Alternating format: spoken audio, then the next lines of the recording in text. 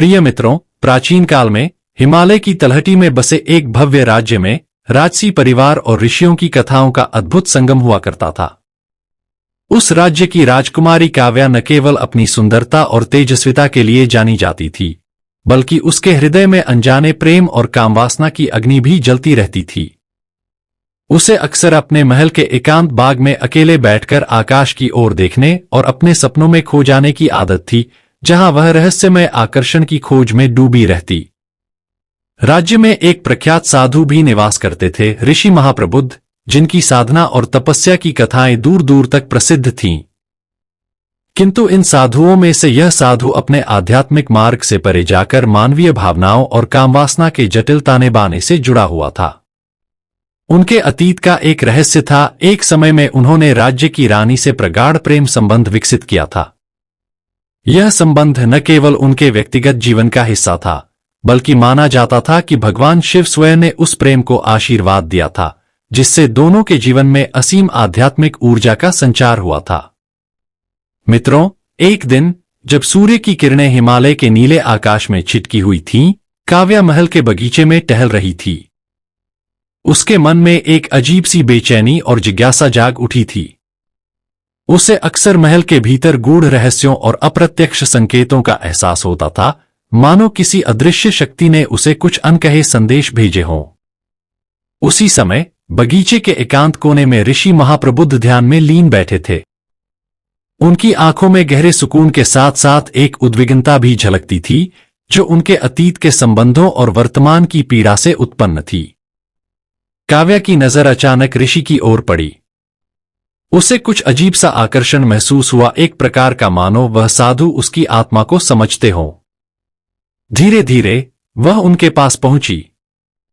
ऋषि ने अपनी शांत मुस्कान के साथ उसे निमंत्रण दिया, मानो यह मुलाकात पूर्व नियोजित हो। कौन हो तुम, जो इतनी सहजता से मेरे समीप आई हो? ऋषि ने अपनी गहरी धीमी आवाज में पूछा।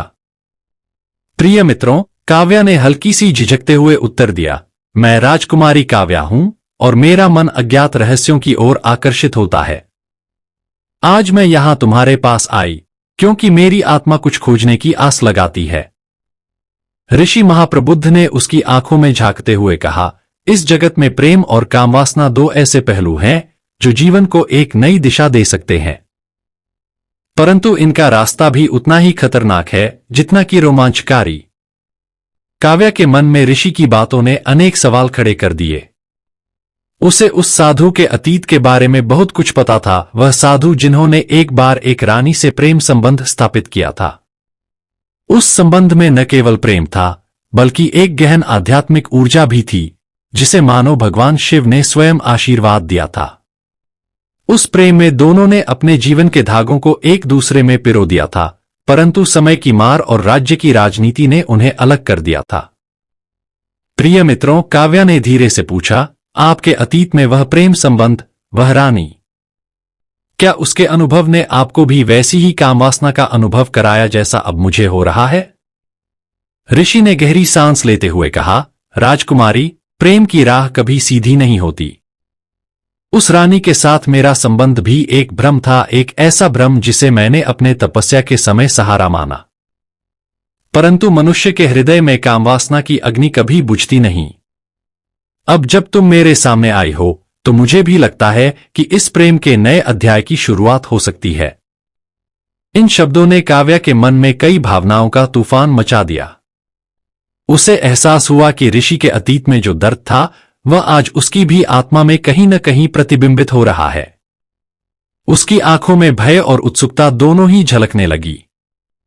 मित्रों, रात के अंधेरे में जब महल के आंगन में दीपों की रोशनी जगी हुई थी, काव्या ने एक सपना देखा। उस सपने में उसे भगवान शिव के नटराज का दर्शन हुआ, जिनकी नृत्य में संपूर्ण सृष्टि की गहराई और रहस्य छिपा हुआ था। शिव का नृत्य मानो उसे यह संदेश दे रहा था, प्रेम और कामवासना दोनों ही शक्ति के स्रोत हैं। इन्हें सही दिशा देने पर जीवन में नई ऊर्जा और मोक्ष की प्राप्ति होती है। सपने के बाद काव्या के मन में एक नया संकल्प जाग उठा।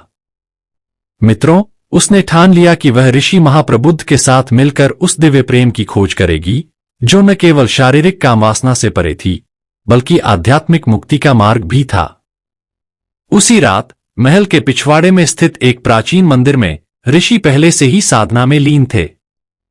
काव्या चुपके से वहां पहुंची और ऋषि के पास बैठ गई।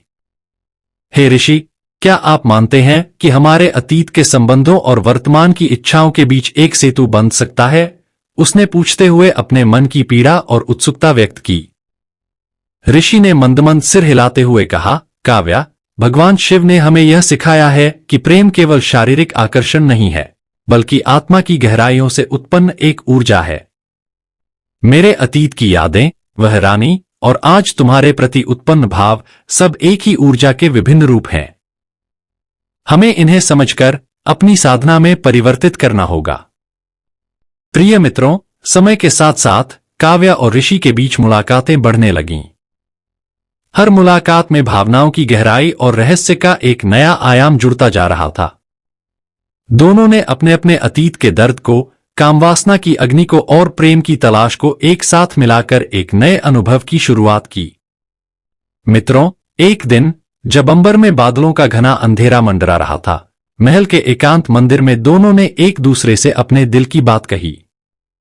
काव्या ने कहा, मुझे लगता है कि इस प्रेम में न केवल शारीरिक आकर्षण है, बल्कि एक ऐसी आध्यात्मिक ऊर्जा भी है जो मेरे जीवन के उद्देश्य को बदल सकती है। क्या आप भी ऐसा महसूस करते हैं?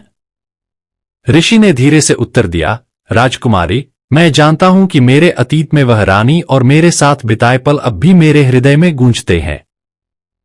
परंतु जब तुमसे मिलने की घड़ी आती है तो मुझे ऐसा लगता है कि भगवान शिव की लीला के अनुरूप हमारी आत्माएं एक नए नृत्य में लिप्त हो जाती हैं।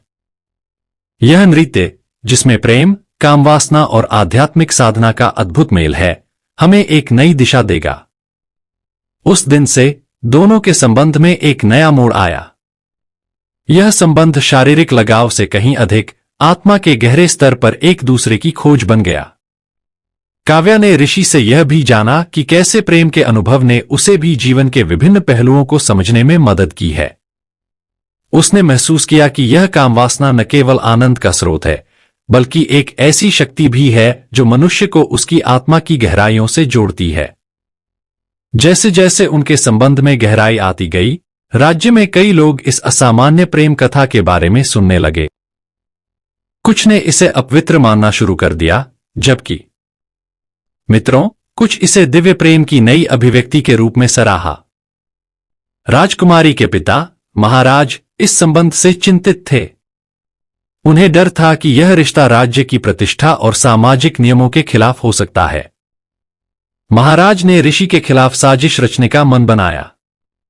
उन्होंने राज्य के उच्च दरबार में कई विद्वानों और पुरोहितों को इकट्ठा किया और ऋषि के अतीत के संबंधों तथा वर्तमान संबंधों पर प्रश्न उठाने लगे। ऋषि महाप्रबुद्ध ने शांति से सबको समझाने की कोशिश की, महाराज, प्रेम एक ऐसी दिव्य शक्ति है जिसे नापना या जज करना मनुष्य के लिए संभव नहीं। भगवान शिव ने ही तो हमें यह उपहार दिया है कि हम इस ऊर्जा को समझें और आत्मा के मार्ग पर अग्रसर हों। प्रिय मित्रों, राज दरबार में गहन बहस छिड़ गई।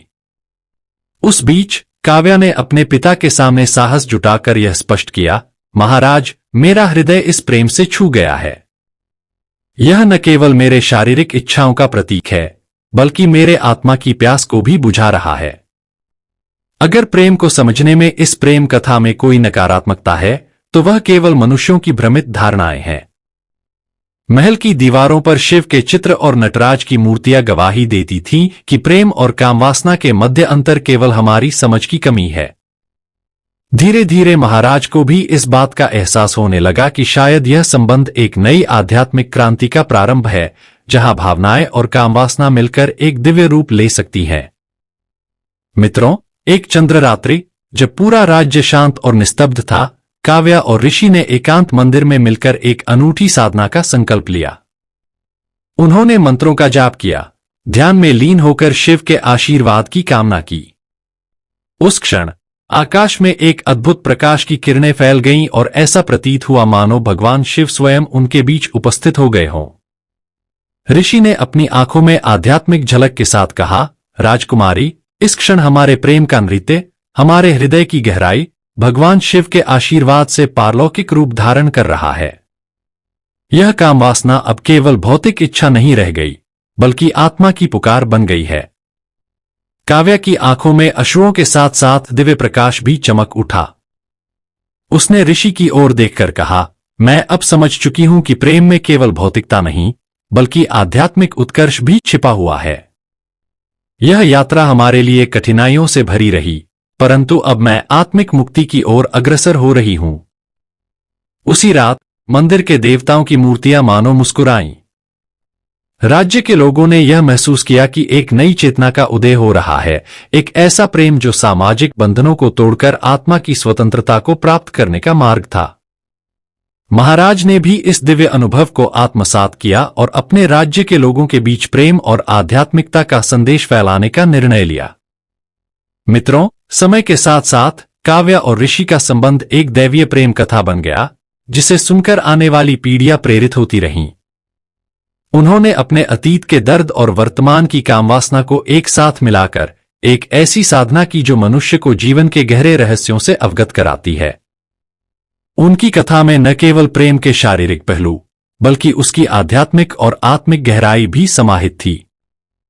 राज्य में हर कोई यह कहने लगा कि जब प्रेम में सच्चाई और समर्पण होता है, तो वह भगवान शिव के आशीर्वाद से परिपूर्ण हो जाता है। काव्या और ऋषि ने यह सिद्ध कर दिया कि प्रेम का वास्तविक स्वरूप केवल इच्छाओं की पूर्ति नहीं है, बल्कि आत्मा की खोज, संघर्ष और मुक्ति का एक अद्भुत यात्रा है।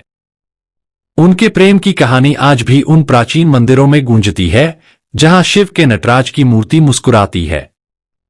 यह कथा हमें यह सिखाती है कि जीवन में कामवासना और प्रेम के मिश्रण से जब आध्यात्मिक ऊर्जा प्रकट होती है, तो वह न केवल व्यक्ति का, बल्कि संपूर्ण सृष्टि का कल्याण कर सकती है। और इस प्रकार राजकुमारी काव्या और ऋषि महाप्रबुद्ध की कामवासना की कथा अपने आप में एक दैवीय रहस्य बनकर आज भी अनगिनत मनुष्यों के हृदय में प्रकाश का संदेश छोड़ जाती है कि प्रेम, चाहे वह कितना भी प्रतिबंधित या विवादास्पद क्यों न हो, जब उसकी आत्मिक गहराई को पहचाना जाए तो वह मुक्ति का मार्ग प्रशस्त कर देती है। प्रिय मित्रों, यह कथा हमारे लिए एक अनुस्मारक है कि हर मनुष्य के हृदय में प्रेम की अनंत शक्ति निहित होती है, जो उसे उसकी सीमाओं से परे ले जाकर आत्मिक मुक्ति की ओर अग्रसर कर सकती है। राजकुमारी और साधु का यह मिलन केवल एक प्रेम कथा नहीं, बल्कि आत्मा के उन्नयन का प्रतीक है, जिसे भगवान शिव की छाया में सजाया गया है। इस प्रकार जब भी हम अपने भीतर की गहराइयों में झांकें, हमें यह याद रखना चाहिए कि प्रेम की अग्नि को सही दिशा देने से वह न केवल भौतिक आनंद देती है, बल्कि आत्मा को भी शुद्ध कर जाती है, एक ऐसा संदेश जो आज भी हमारे दिलों में अमर है। प्रिय मित्रों, अगर हमारी यह कथा आपको पसंद आई हो तो वीडियो को लाइक और चैनल को सब्सक्राइब जरूर करना। धन्यवाद।